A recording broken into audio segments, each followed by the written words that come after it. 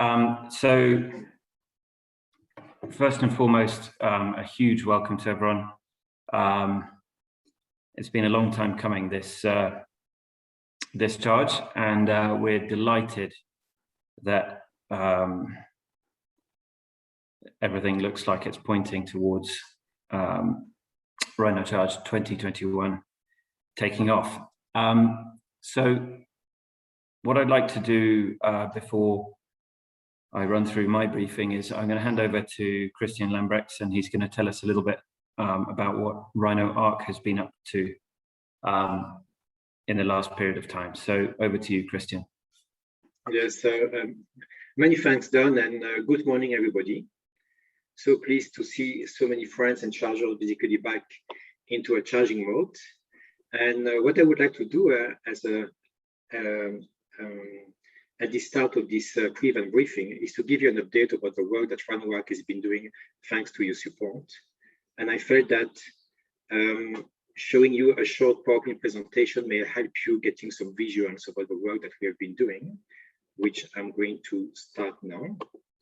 And that will give you a better sense about what we are doing with the money that you are raising over the past few years, and in particular with the support that we got from you last year and that we expect to get from you over the next few years as well. So let me start with a presentation about the update.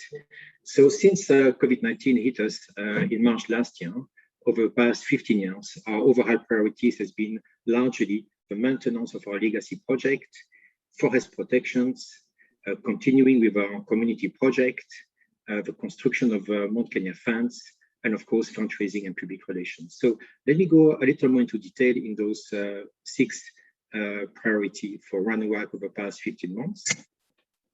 In terms of our legacy project, as you know, those include the 400-kilometer fence around the Aberdares, the 43.3-kilometer fence around Neighborhood Forest, and so far we have built 220-kilometer fence around Mount Kenya, and those fences were quite recently built, require maintenance. Now, a major challenge that we got over the last 15 months has been major landslide due to heavy rainfall, in particular last year. And just to give you a sense, we had 15 landslides that destroyed a little more than 2 kilometers of fence in the Aberdares. We had 3 landslides that destroyed a little more than 100 meters of fence in Neighborhood. And on Mount Kenya, we got 4 landslides that destroyed 265 meters of fence. Just in a visual way, you can see here on the pictures of the top left picture here, this is a landslide in the Aberdares. This is the landslide in Mount Kenya, and you can see here our fence, which has been totally destroyed. And then the 3 pictures at the bottom, you can see basically the work of fence team on the ground, basically rebuilding the fence. I'm very happy to report to you that all those fences damaged by landslide have been repaired, and our fences are now back into good condition as a way to maintain the elephants inside the fence and protecting our communities from marauding wildlife. Just on forest protection, due to COVID-19, revenue for KFS and Kenya Wildlife Service has been reduced tremendously. Mount Kenya revenue, for example, went down by 96%. In the Aberdares, the same reduction has been seen, and as such, Kenya Forest Service and Kenya Wildlife Service forest protection work has been reduced due to reduced budget. So we felt that our community scout work has to be strengthened and enhanced as a way to complement the reduced work by Kenya Forest Service and Kenya Wildlife Service. So on those pictures, you can see some of the work done by our team on the ground. On this picture, you can see one of our team in the Aberdares destroying a bangi field. This is actually the entire team that we have in the Aberdares. Here, they are destroying a charcoal kilns. This is in Neighborhood, and you can see the amount of snare that is being collecting every month. There are the snaring activities taking place in Neighborhood as well as in the Aberdares. You can see here in the Aberdares, one of our community scouts removing one of the snares, another charcoal kiln here in the Aberdares. This is a man that has been arrested. He was actually cutting a red cedar to make some fencing posts. But basically, we had a lot of foot patrol ongoing, and they are still going on right now as a way to compensate for the reduced a law enforcement operation by the Kenya Forest Service and Kenya Wildlife Service, and this has helped tremendously in keeping our forests in a good health. Maintenance of our community project was also one of our key priorities. Our communities are heavily engaged into forest rehabilitations, and we have to make sure that that work is being continued and properly maintained. And you can see here some tree planting on the top on Mount Kenya. You can see here one of our team basically watering the trees on a regular basis, in particular in Gatiru forest stations. Down here, those have tree planting taking place in Southwest Mao.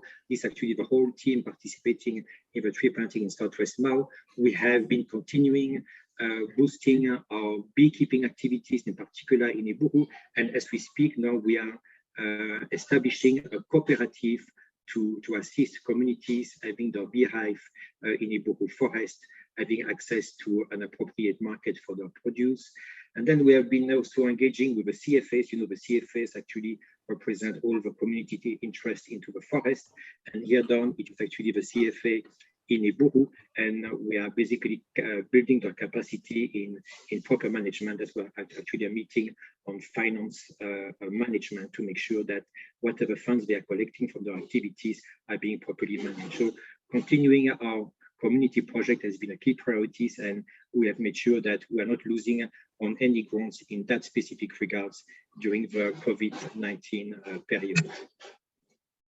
Now, on the side of the Mount Kenya fence, so far we have built 220 kilometers of comprehensive fence, but we had also to do some additional work in terms of fencing, in particular in the Imenti forest, where we had major incident of elephant breakage of our fence. And what we have decided to do is actually to add some outriggers on some section of the fence. And in the most critical areas, we built a parallel fence with outriggers.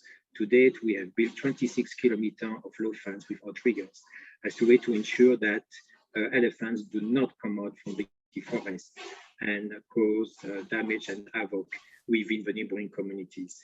At the same time, we are now building a 2-elephant grid, and you can see here the team starting building the 2-elephant grid. And later this year, we will start building an additional 4 elephants grid in the Imenti forest, so that will amount to 6 elephant grid being built in the Imenti forest. The rationale for that is that there are 3 main access roads crossing the Imenti forest, and we have to make sure that the elephants do not exit the forest using the road that cross our fence and our forest. Now, in terms of fundraising, as you can imagine, having reduced income last year because of the cancer Rhino challenge, we had really to double our effort into fundraising, and I'm very happy to say that we have secured quite substantial in-kind contributions from government partners, Kenya Wildlife Service, Kenya Forest Service, but also from the UN body IFAD. And the total approved in-kind donations since last year when COVID hit us is in the tune of 277 million shillings, of which around 200 million shillings have been delivered. As we speak now, the bulk of the fence material being built by IFAD, which is the last line of this graphic, is currently being delivered to Kenya Wildlife Service Mount Kenya headquarters, and that will help us building an additional 60 kilometers of fence around Mount Kenya.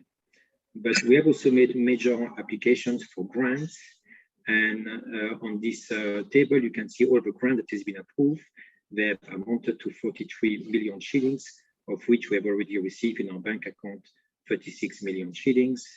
And then there's also quite a substantial amount of grant applications that are pending approval, and the total is to 78 million shillings. So we are hoping that a big part of those 78 million shillings in the next few months will be basically approved, hopefully, and we will be able to cash in those contributions, which are going to support tremendously our project on the ground.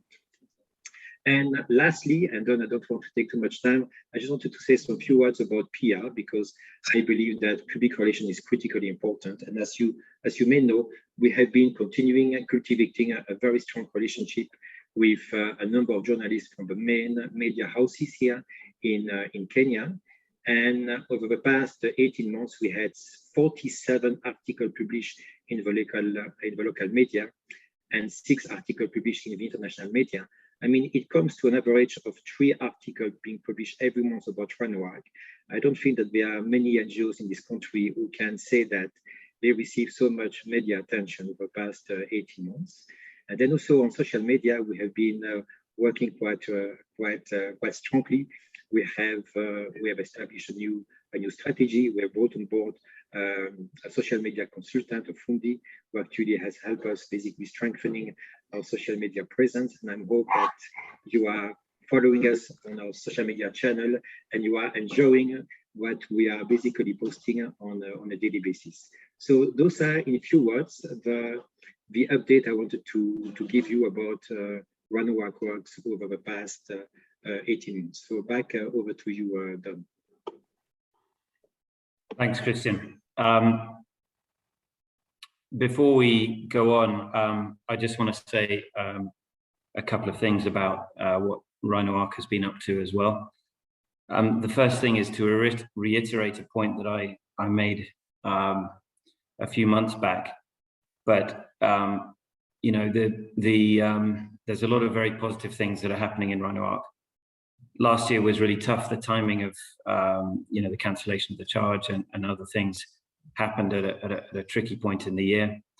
And I really want to just commend RhinoArc staff, all of them, who took, you know, substantial pay cuts for a lengthy period of time, stayed at their work, carried on working very hard, and stayed committed. It's also great to see that Christian and his team have really done a lot of hard work on other fundraising. There's some, you know, fantastic stuff coming in there. It's good to remember, though, that some of that fundraising comes in kind. So, for instance, some of the fencing work, a lot of it is in donated materials, and that is all very useful. But it also needs cash to ensure that the operations of the team on the ground that you saw there were, you know, can be supported. So yeah, I really commend the whole of RhinoArc for their dedication, and also for you know, being very resourceful now, looking for other funds and for building it up. Everything that Rhino Charge does makes that work go further. And I did, you know, a short while ago, there was a topic about the relationship between Rhino Charge and RhinoArc. And I spoke to Brian Howarth, who's one of the trustees of RhinoArc, and just to understand and to remind us about, you know, what the origin of Rhino Charge was. And it's very clear that from the outset, Rhino Charge was set up by RhinoArc as a fundraising activity to support RhinoArc's activities, and that was right from the beginning. So from my side, my duty is to organize Rhino Charge in support of the work that RhinoArc does. I think it's a fantastic cause, and I thank you all for all your support. It does matter. It really goes a long way. Moving on, I'm just going to mention event sponsors. The Rhino Charge is incredibly grateful for all our event sponsors, and I'm going to name them one by one. This helps us reduce the cost of the event. It's great to have so many people on board who support in many different ways. So I'd like to acknowledge South Africa, who are joining us to donate some hand washing stations for the event. ATS, who've come on board and donated some tents for the medical team, which is really important because our old medical tents had unfortunately timed out. Farmland Aviation has joined us this year, and they're providing an aircraft and a pilot to supplement our air support team, which is fantastic. East African Breweries through Whitecap is coming on board, which is great. Echo International have joined us, providing data through their satellite network. We're very happy to have Swiss Education Group on board sponsoring headquarters. Val Real Estate, who are sponsoring venue check-in. Gallagher, who sponsored the bags for competitors. Chloride Exide, who help us with our repeaters for our radio system, which is crucial. Wells Fargo, who help with a lot of our event logistics. Express Automation, again, event logistics. Kenya Fire Appliances, who sponsor us with fire extinguishers. Pepco Kenya, who for many years have helped us get to and from the event, which is fantastic. Total Kenya, who donate fuel, both for our operations, but also for the aircraft as well. Kidal Helicopters, very gratefully, we receive a helicopter, which is part and parcel of the safety team for everybody on site. Got Tarpo Industries, long-term sponsor of the event and supporter. KK Security, who put in a huge effort to help us through their manpower on site that helps the event security. We've got Market Power with the branding, Rubon IT Systems, Response Med, who assist us with lots of pro bono work. We're pleased to welcome Mantech In-Flight Systems on board. KCB is a major sponsor in terms of the ticketing portal. We've got Iceman again, so thank you. River Cross Tracking, who support us through the GPS systems. Northscape, who very kindly provide us logistics. Auto Express, who do a huge job with Mark in particular, keeping their vehicles moving, and are a very valued event sponsor as well. Pirates Africa through their weighbridge. Kenya Forest Service, who's a new sponsor. So thanks to all of those. And in addition to that, we've got the control sponsors, and this year that will be Karen Vineyard Church, Sandstorm Africa, Satao Camp, Slater and Whitaker, Solex Motors, Kenya Forest Service, Tire World, Maxis, Aquamist Water, Mantech In-Flight Systems, Auto Express, Toolcrafts, KWS, Tarpo, and Copycat. So thanks to all our sponsors for a great contribution, and we really appreciate all the support that we receive from you. Now on to the charge. I'm going to give a little hint. So anyone who's likes a puzzle, here you go. Probably not a very difficult one, but bizarrely enough, this came up. These funny three little words came up to describe where our journey or our adventure this year starts, and a small prize for anyone who can get the first answer on the leaders group to where this is. Yeah, the three words to describe it: Sandstorm, one of our long-term sponsors, drivers, and spectators. So if anyone can work that out, let me know, and I will be telling you the venue towards the, or not venue, but where we're going a little bit later on. The topic, obviously, of everyone's lives has been overshadowed by COVID, and from an organization point of view, it's become almost overshadowed many other elements of the event in terms of its challenges that could be raised. We've been treading a tightrope between groups of opinions about people who really just want life to go back to whatever it was before, and those who are absolutely terrified of the impact of COVID. And I think as a committee, we've taken a line to acknowledge the reality that there are an awful lot of people within our charge community, and I mentioned them before, and we will be remembering them again at the venue, who lost their lives to COVID. And respecting that very grave situation, we've taken as practical a line as we can on this, so that the event can go ahead, but crucially it can go ahead safely. Quite a lot of the precautions that are there will be nothing new to anyone who's in the tourism sector. You'll have already dealt with this in your daily lives. Those of us who are not in the tourism sector probably less so, but nevertheless, we've done our best to make a solution which is practical and fair. The host community have been quite concerned, and we have a huge obligation when we bring a large number of people to an area which is largely unvisited, that we do not jeopardize our host community. So with this in mind, you're aware of the precautions that are there. We are going to host a short and mandatory briefing on the 24th of June at 7 p.m. and 7:30 p.m. So 7 p.m. for competitors and 7:30 for guard posts and sponsors. It is mandatory, so one member of each team must attend, and we will take a register. It's to give you a very short and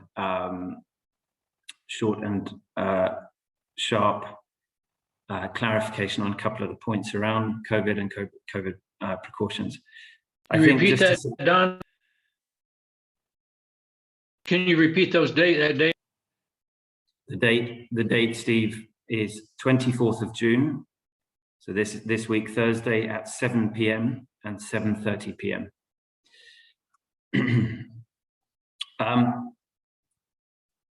I just want to highlight, before we move on to other stuff, a couple of just really minor points on that. We will cover this, and I know everyone's tired of COVID and everything it means, but please, bear with us on this. Just in terms of the bubble system, most teams use coloured shirts to identify yourselves. Please do this. Please ensure everyone in your camp has got a coloured shirt. It will help us keep people separate. And the idea of what we're trying to do is, in a practical way, just reduce mixing and mingling between bubbles, which is obviously a key component of risk. I will also emphasize that there is some responsibility being passed on to team leaders, and this means that in your camps you're going to be responsible for having your own thermometers, for keeping a list of temperatures on a daily basis, and hand washing stations. So we can't do this alone. We need your help, and we will do our bit, but please also do yours. So we'll as I say, it won't be a long thing. It is mandatory, so just one person per team. But on the 24th of June, Thursday this week, at 7 p.m. and 7:30 for guard posts. Okay. Next thing, in the email that came out the other day, there was some information about AMREF membership. Many of you will have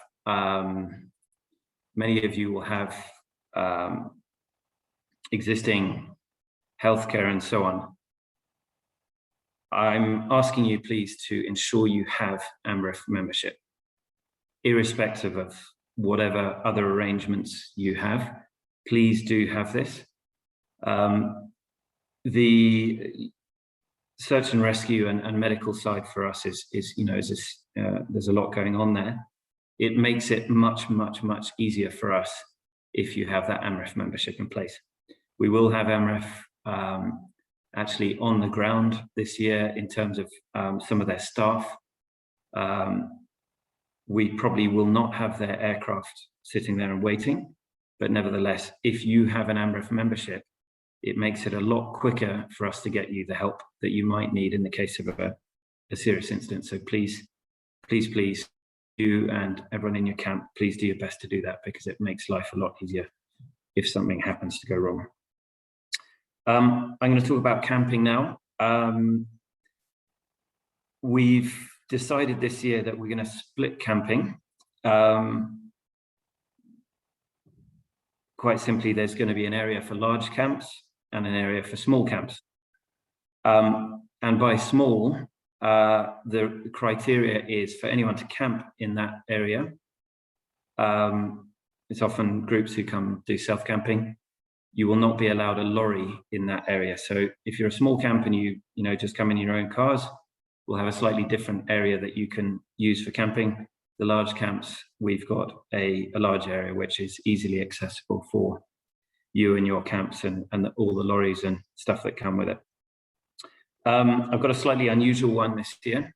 I'm going to have a blind auction. We have a special campsite. It was where we'd identified to have headquarters. We've decided to move it, but it's a fantastic campsite on the banks of a river, very beautiful. And so we're going to try and experiment, and we're going to have a blind auction for this. So if your camp would like to,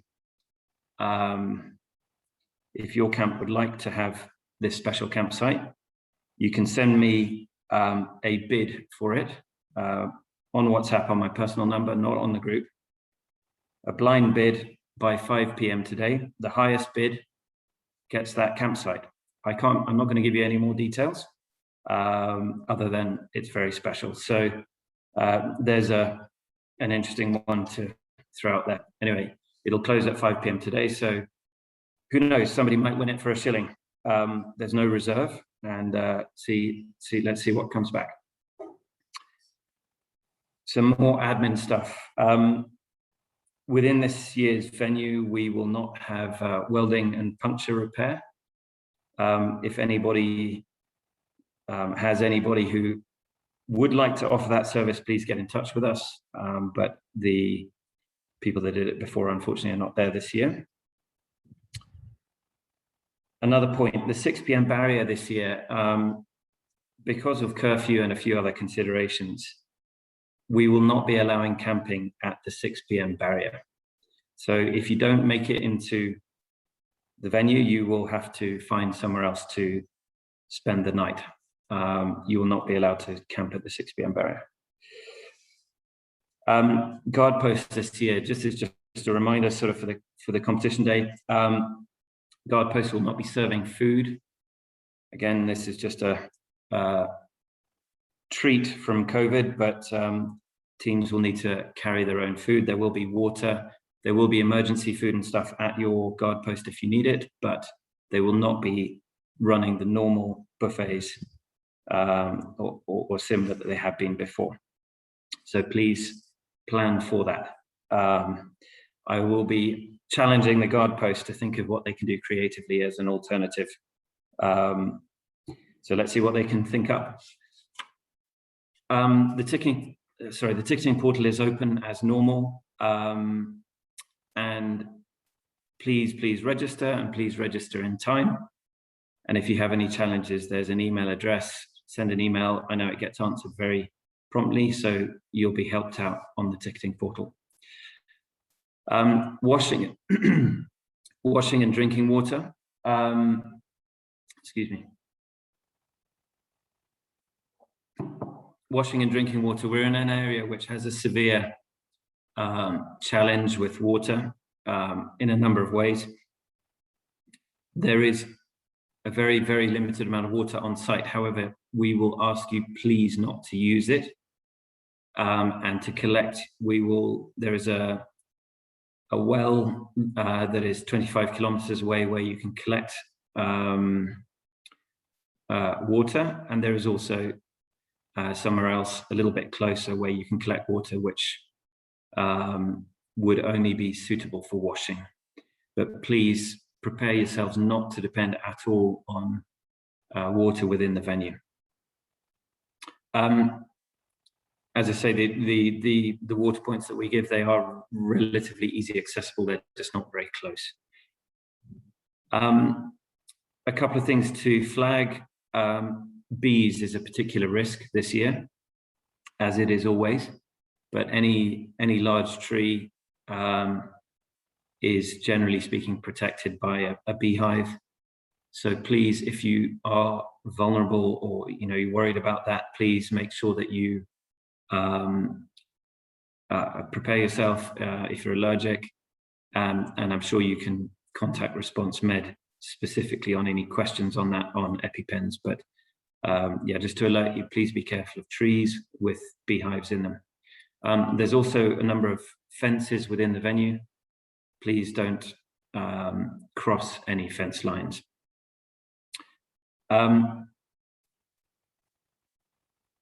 The briefing this year, we've done it online. It's not quite the same as it normally is. And in line with that, please remember to collect your competition bag from Rhino Arc. It's got all your flags in it and the medical equipment, and please take good care of that. So please collect that from Rhino before going to the venue. On the fundraising side, I just want to remind you, most teams have done incredibly well on their fundraising so far.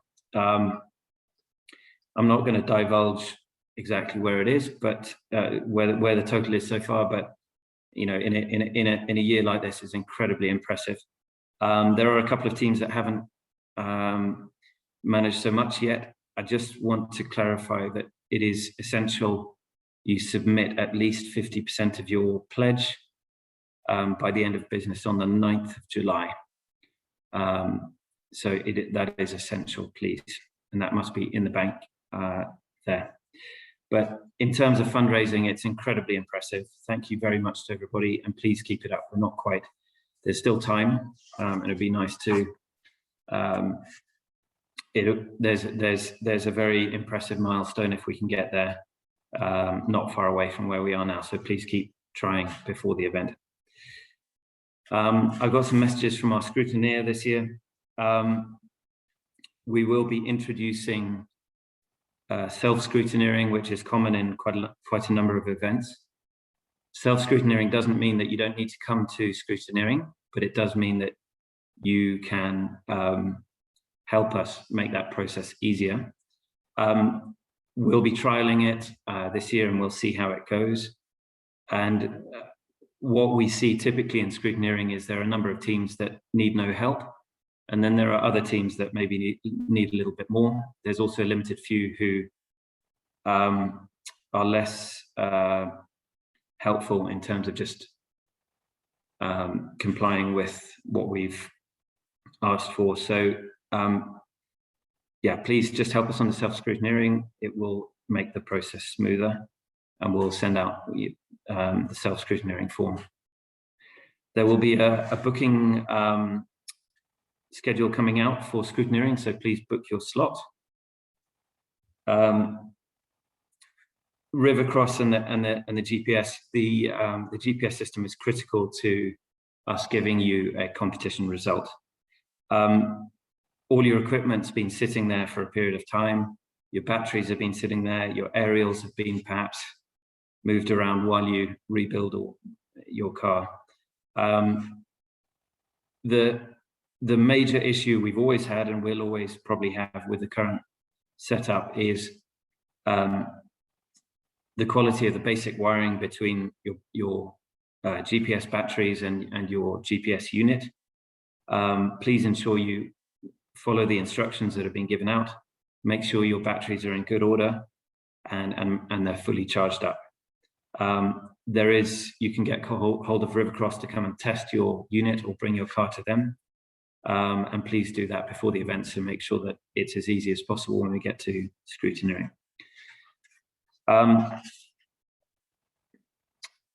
Another point is in terms of car preparation. I will be asking you, my very popular parc ferme idea was, yeah, we looked at that, and we will be asking you to come to drivers briefing in 2 groups, but with your vehicle. Now, what that might mean is that you might need to do a bit of your car preparation and come prepared, especially those of you who are later on in the scrutineering. I was asked a question about weight limits on the car with all your tires and everything in place. I do understand the preparation that's required. Of course, we will be sensible on this. But yeah, please bear in mind, we do want you with your vehicles at the driver's briefing, which will be split into 2. And we'll send out a list on that as well. A short note on the maps, just so you can prepare yourselves. We will not have any of the controls on the map this year. We will not have the coordinates on the map. It'll be with the route notes, as was done previously. We've got a little bit of a change on the roads rule. not in terms of the rule, but how we're applying it. So we will put in a little zone around each control, which there is no roads rule on. That is just to ensure that if you need to, the short distance in and out of the control there's no need to worry about the roads rule within that short distance. Just remind you of the green road that we used last year. So we did have one green road in last year that was a no penalty system, just to enable us to get around. We will put in, there is one green road this year. Good. I think I've covered most things. So it leaves me just to tell you where we're going. Some of you, I think you've worked this out already. Thanks to my not very subtle clue, but very excited for us to be going to this county. They recently won a grant from UNESCO to set up a thing called to set up a geopark, and William Kimmersop, who's been a long-term friend of the charge, has been a passionate advocate for this for a long time. And I'm happy to announce we're going to be in Baringo County, which was recently awarded a grant to set up a geopark, which is really all about walking trails and experiencing a very different type of tourism in that beautiful county. We've been warmly welcomed to Baringo by His Excellency the Governor of Baringo and his county government.